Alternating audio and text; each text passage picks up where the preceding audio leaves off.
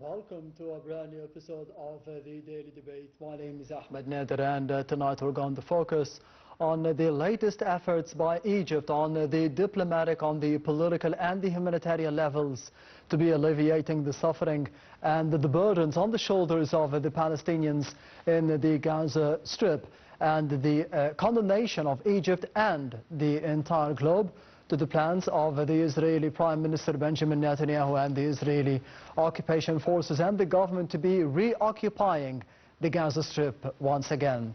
And I'm honored to be having with me in the studio for tonight over the program to be focusing on such an important topic is His Excellency Dr. Mongy Ali Badr, the Minister Plenipotentiary and the board member of the Egypt United Nations Association. Thank you very much for being with us tonight. Thank you for you. It's my honor and pleasure to be with you. And the honor and pleasure are all mine, but we'll be starting straight away with the main top story for today, and it took place here in Cairo with the activities of Foreign Minister Badr Abdel Ati. As the Minister of Foreign Affairs and Migration, Badr Abdel Ati, met with the Ivory Coast Foreign Minister Kakou Leon in Cairo. The talks probed the distinguished relations binding the two countries, as well as the regional and the international files of concern. The meeting was followed by a press conference at the Foreign Ministry headquarters at the new administrative capital, during which Abdel Ati said that the meeting tackled the means of cooperation between Egypt and Côte d'Ivoire in several fields. He said that they focused on boosting the economic cooperation and the trade exchange between the two countries. The top diplomat reiterated that the meeting tackled the security challenges and developments in the region, including the genocide, war and starvation in Gaza, and stressed the importance of the ceasefire in Sudan. For his part, the Ivory Coast Foreign Minister said that Egypt is a leading figure in development and achievements in the African continent. Later on, the two sides issued a joint statement on the third round of the political consultations between Egypt and the Ivory Coast in the framework of strengthening the strategic relations and coordination over the regional and the international issues of mutual concern.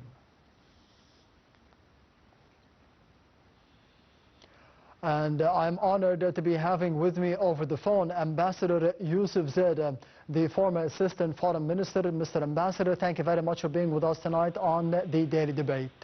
Thank you, Mr. Nader. It's an honor. Anytime. The honor is all mine. Of course, we did see today the statements by Foreign Minister Badr Abdel Ati with the counterpart from the Ivory Coast or Côte d'Ivoire. I would like to focus more specifically on the statements of the Foreign Minister Badr Abdel Ati on the situation in the Gaza Strip. How did you see the latest developments and the point of view of Egypt on the humanitarian and the political levels towards the latest developments? Yes, well, before we talk about it in a few seconds, of course, we all witnessed the 12th humanitarian aid convoy entering through the Rafah crossing today, carrying something like 3,500 tons to the Palestinian people. We just hope that these aid assistance packages reach the starving people in Gaza. Now, Foreign Minister Abdel Ati had made several statements regarding the situation in Gaza throughout the past 3 days, emphasizing Egypt's diplomatic efforts and our stance on the ongoing conflict. Now, the minister has consistently called for an immediate comprehensive ceasefire to Gaza to halt the humanitarian crisis. In discussions with the international counterparts, as we saw today, he stressed the need for unimpeded humanitarian aid delivery, and he condemned Israel's targeting of healthcare infrastructure such as hospitals and the violations of international law. The Foreign Minister also reiterated Egypt's firm rejection of any plans to displace the Palestinians from Gaza. We've all learned about the new plan announced by the Israeli Prime Minister of an onslaught on Gaza to annex the enclave, and we are all against this, of course. So we emphasize that the Palestinians must remain on their land. We oppose suggestions such as though by former President George Trump to resettle the Palestinians, as we all know. Now, the Foreign Minister today reiterated our interest in hosting an international conference on Gaza's reconstruction once a ceasefire is secured in Egypt.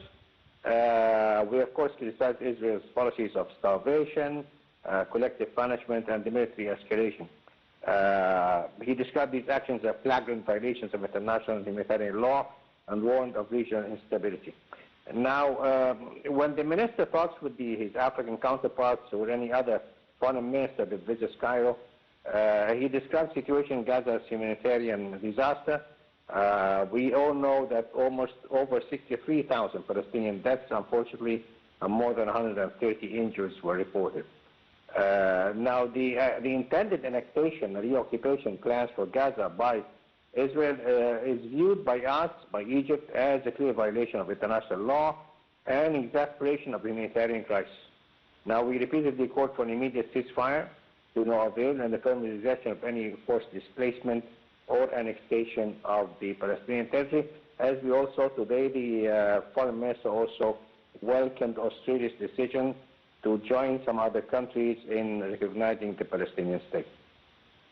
Yes, Ambassador Yusuf Zada, the former Assistant Foreign Minister, thank you very much for being with us tonight on Nile TV International and the daily debate. Your Excellency, Dr. Mongy, Badr, the same question, because we have seen today the statements and the meeting between Foreign Minister Badr Abdelati and his counterpart from the Ivory Coast or the Côte d'Ivoire. We had a lot of statements regarding the latest developments in the Gaza Strip. How did you see the point of view of Egypt? In fact, foreign policy of Egypt, it has a many dimension: African, Arab, European, Asian, and even American dimension. So we try to use each meeting to develop bilateral relation and to give more attention to our big case, it's a Palestinian cause. This is number one. Number two, our economic relation between Egypt and all West African, it doesn't reflect the historical relation between Egypt and the West African. So there is instruction from His Excellency, Mr. President, to intensify effort to develop the relation with African countries, especially West Africa.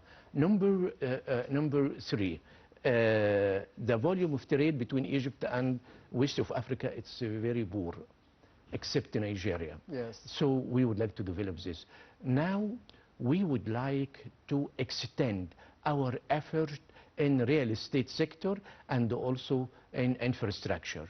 And as you know, that His Excellency, Mr. President, he is the president of that NEPAD 2063. So we concentrate our relation with Africa on infrastructure and also to develop the bilateral relation between Egypt and West African countries.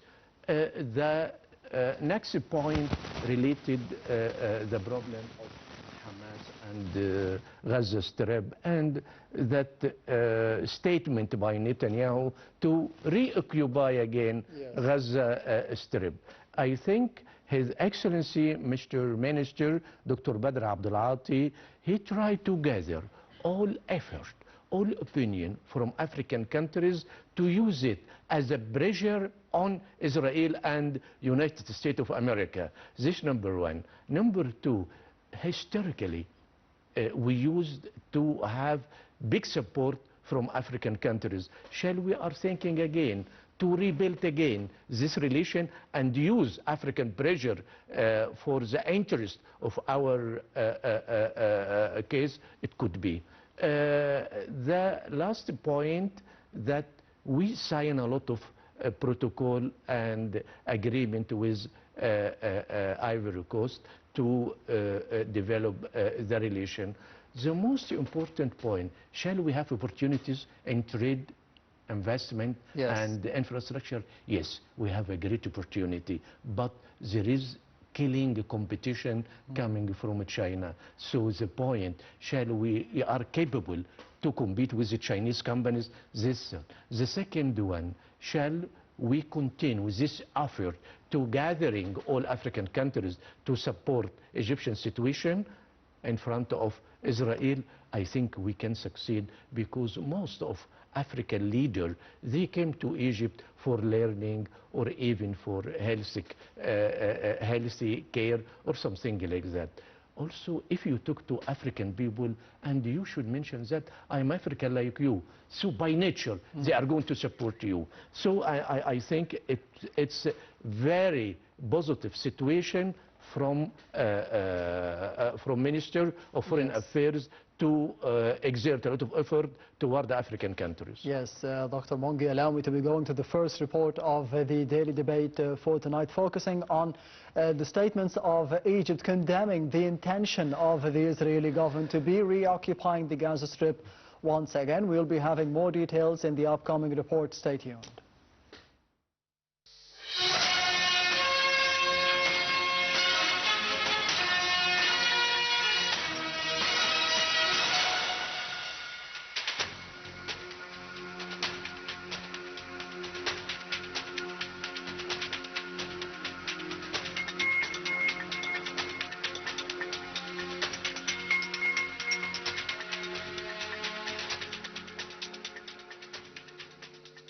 Egypt condemned in the strongest terms the Israeli cabinet's decision to adopt a plan for the complete occupation of the Gaza Strip. In a statement, the Ministry of Foreign Affairs said this plan aims to entrench the illegal Israeli occupation of Palestinian territories, continue the war of extermination in the Gaza Strip, eliminate all elements of life for the Palestinian people, and liquidate the Palestinian cause. Egypt further condemned this plan, which also aims to undermine the Palestinian people's right to self-determination and the realization of their independent state. It described the plan as a blatant and unacceptable violation of international law and international humanitarian law. The statement added that Israel's continued policy of starvation, systematic killing, and genocide against the defenseless Palestinian people will only fuel the conflict and further escalate tensions. Egypt further reiterated that Israel's policies will also deepen hatred and spread extremism in the region, which has already been exacerbated by the brutal Israeli aggression on Gaza, causing an unprecedented humanitarian catastrophe. Cairo called on the international community, including the United Nations Security Council and all relevant parties, to assume their political, legal and moral responsibilities and to take urgent action to stop Israel's policy of lawlessness and arrogance of power. The Egyptian Foreign Ministry emphasized that Israel's lawless and arrogant policies seek to impose a fate accompanied by forces undermine the prospects for achieving peace and eliminate the viability of the two-state solution. Egypt reaffirmed that the region will enjoy security or stability except through the realization of the Palestinian state based on the lines of June 4th, 1967, with East Jerusalem as its capital. Meanwhile, Minister of Foreign Affairs Badr stressed Sunday that there can be no security or stability in the region without the realization of Palestinian state during a meeting with a delegation from the Elders Group in Cairo. The group's delegation included former Irish President Mary Robinson and former New Zealand Prime Minister. The meeting addressed the deteriorating situation and the humanitarian catastrophe in the Gaza Strip. The attendees also drew attention to Israel's use of starvation as a weapon, where the Egyptian Foreign Ministry referred to the ongoing war of extremism against the Palestinian people. During the meeting, the Egyptian Foreign Minister stressed Egypt's full rejection of the displacement of Palestinians from their land and liquidation of the Palestinian question.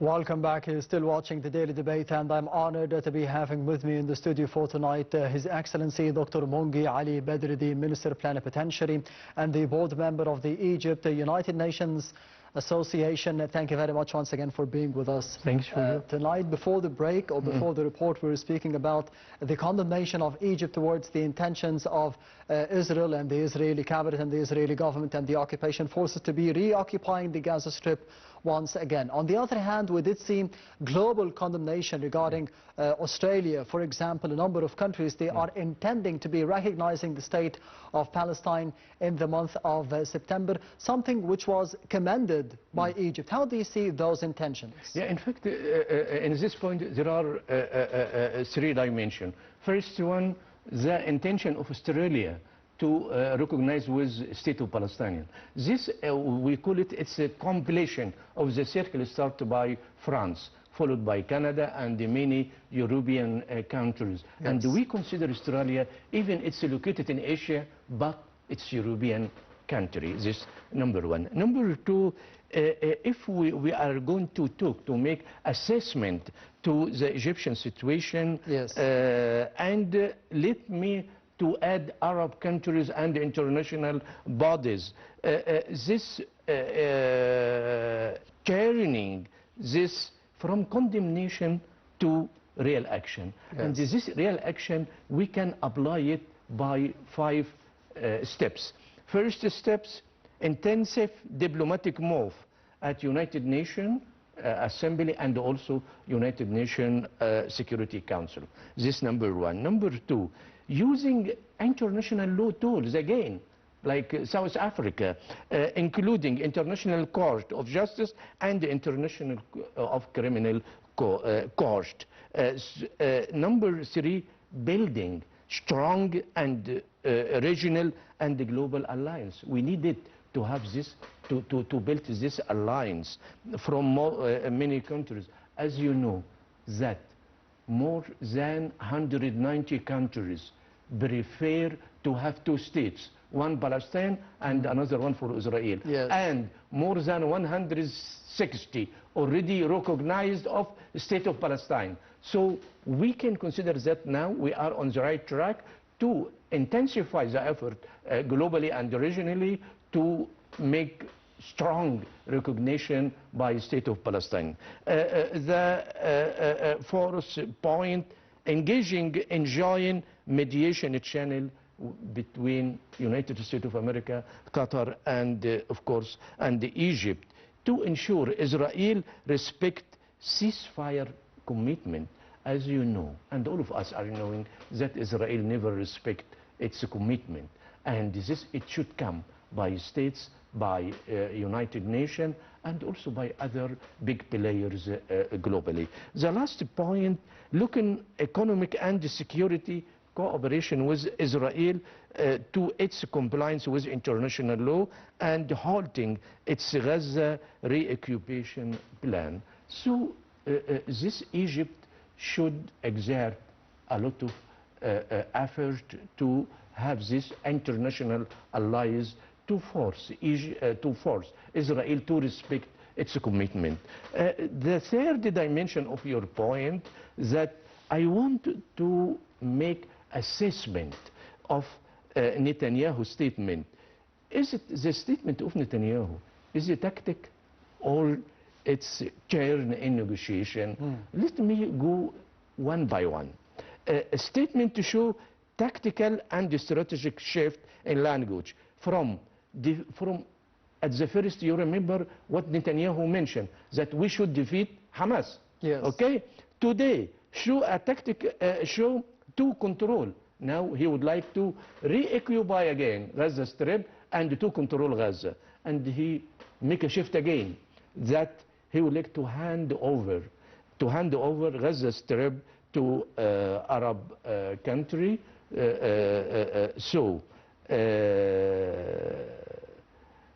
This point or this assessment by Mr. Netanyahu, many people consider it as a political tactic aimed at both for Israeli people, internal and external audience.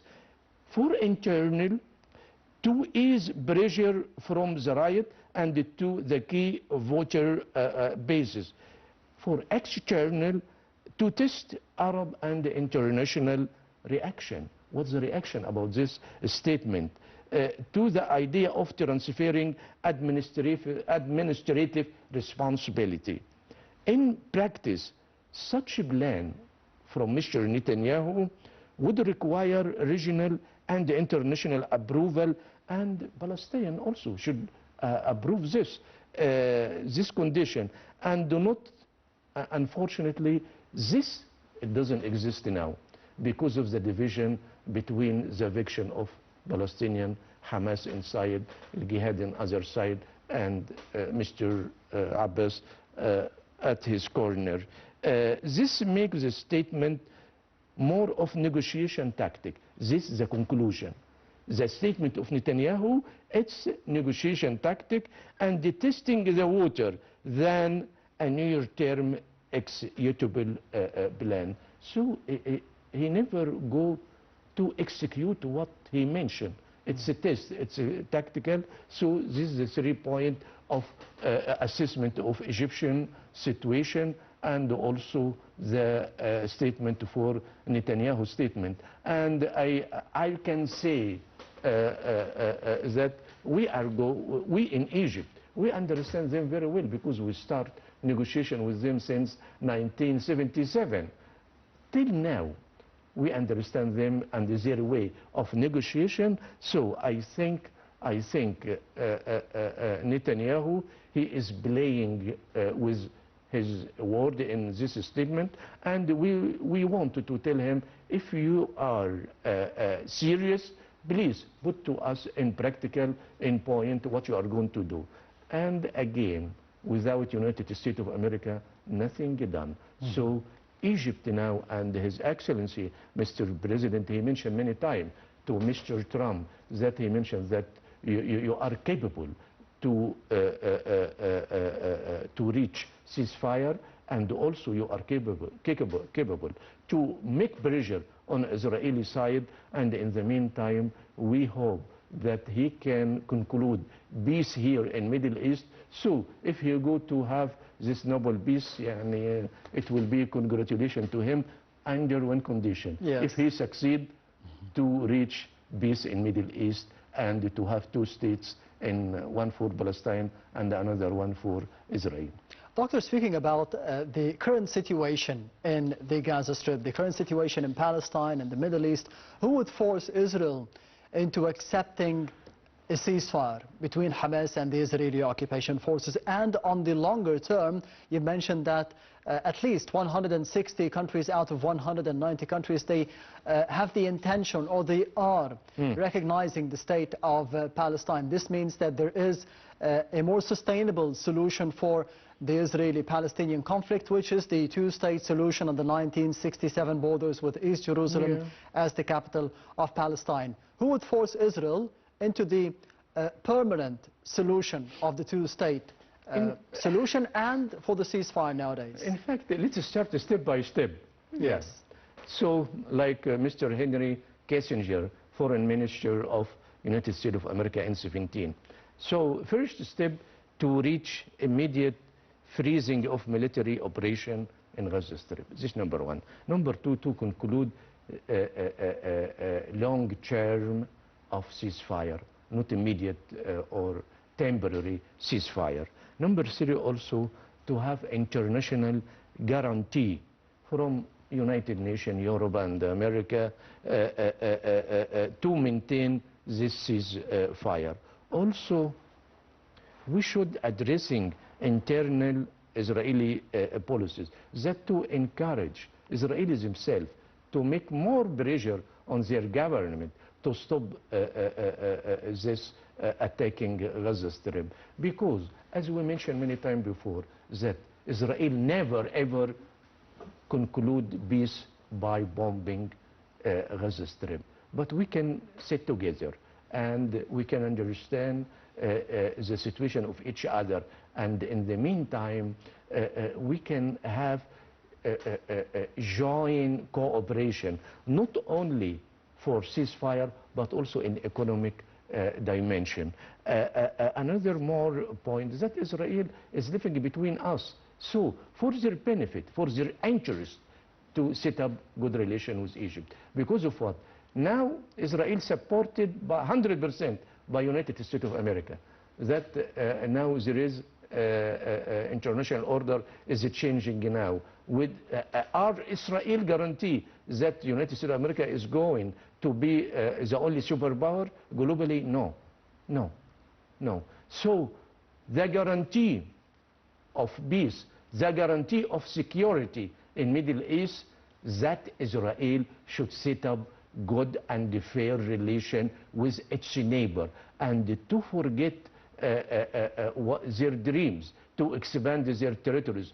Never ever will happen. The future for us, for Arab countries, and they should learn from their history that if they are going to intensify their attacking to the neighboring countries, they never conclude nothing at all, because Arab people by nature, they didn't accept anybody to attack him or to make underestimation for him, because we keep our dignity.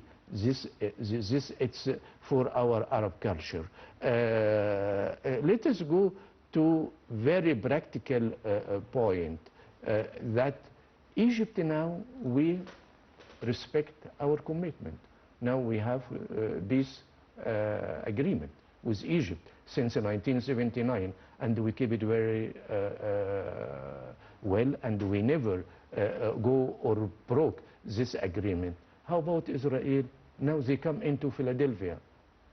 The corridor. Yes. Yes. Now, so they are breaking this agreement before us. So in this case, we have the right to put more Egyptian troops in Sinai, because this chart and our action, it's not action, it's reaction against what they did.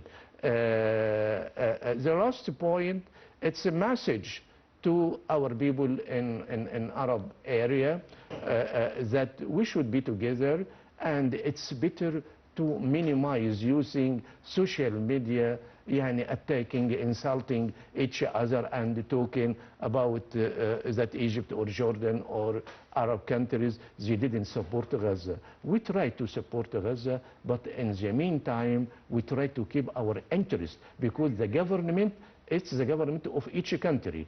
They should take care about the interest of our people. And in the meantime, let us shed more light about the humanitarian aid. 80% come in Gaza Strip coming from Egypt. This number one. Number two, we didn't agree for United States of America or Israel or Europe or even some Arab countries for displacement of the people of Gaza. This is number two.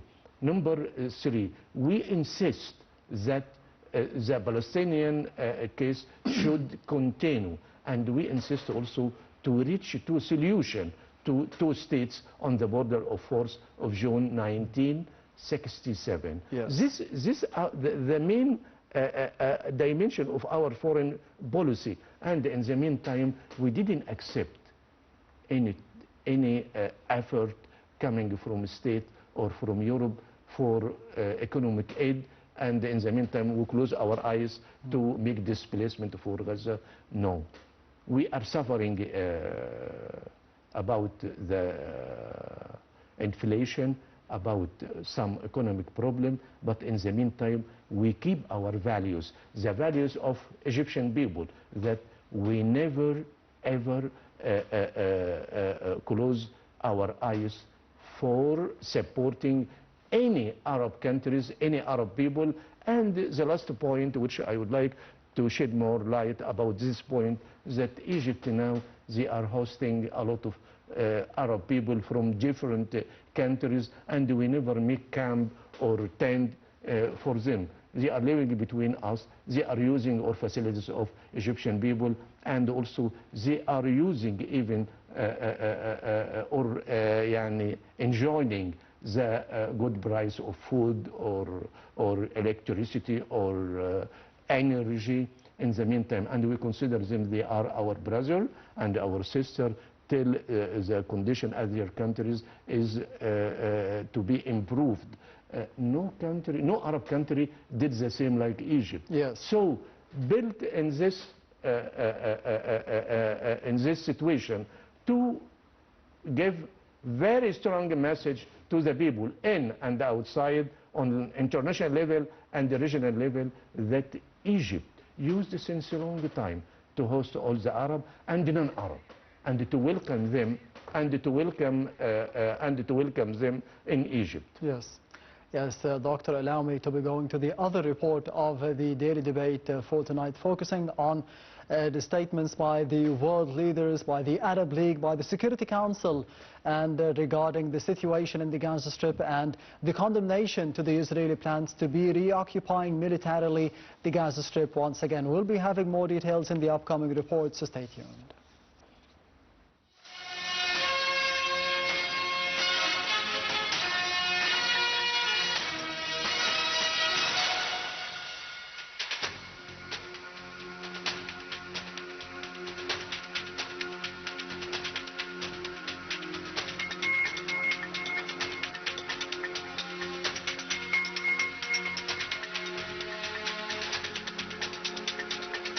Council condemned the Israeli occupation government's plans to impose complete military control over the Gaza Strip.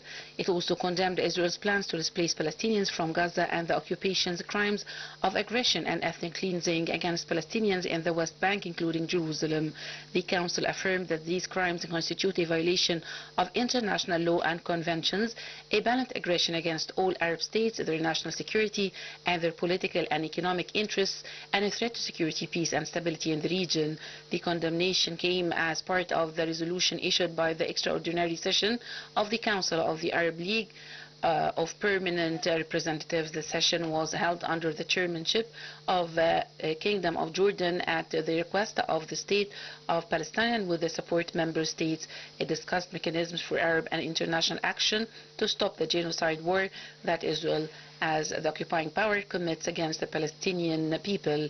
The Arab League Council reiterated its support for the ongoing efforts for the joint Egyptian-Qatari mediation to achieve a ceasefire in Gaza. The Council also renewed its calls to protect the Palestinian people from genocide, displacement and ethnic cleansing. It stressed preventing the liquidation of the Palestinian cause, the Arabs' central cause, following international legitimacy resolutions, international law and relevant international and regional agreements, including the Treaty of Joint Defense and Economic Cooperation among the Arab League. On the other hand, a UN official warned the Security Council that Israel's plans to control Gaza City risked another calamity with far-reaching consequences. The United Nations Security Council held a rare emergency weekend meeting after Israel said its military would take control of the Gaza City in a plan approved by Prime Minister Netanyahu's security cabinet that sparked a wave of global criticism. United Nations Assistant Secretary General Jenka told the Security Council that if these plans are implemented, they will likely trigger another calamity in Gaza across the region and causing further forced displacement, killings and destruction. Britain, a close ally of Israel, which nonetheless pushed for an emergency meeting on the crisis, warned the Israeli plan risked prolonging the conflict. Also, the United Kingdom, Denmark, France, Greece and Slovenia issued a joint statement condemning Israel's decision to expand its military operations in the Gaza Strip and calling for Sunday's urgent meeting of the UN Security Council on the situation in Gaza. In a joint statement to the Security Council, the five nations warned that the move risks violating international humanitarian law and urged Israel to reverse the decision immediately. They cautioned that the escalation would endanger all civilians in Gaza as well as the remaining Israeli captives held there. The statement cited warnings from the integrated food security phase classification that families unfolding in Gaza with children dying from starvation. Hunger is now so severe that desperate civilians are taking the risk of getting killed at any distribution sites to feed their families.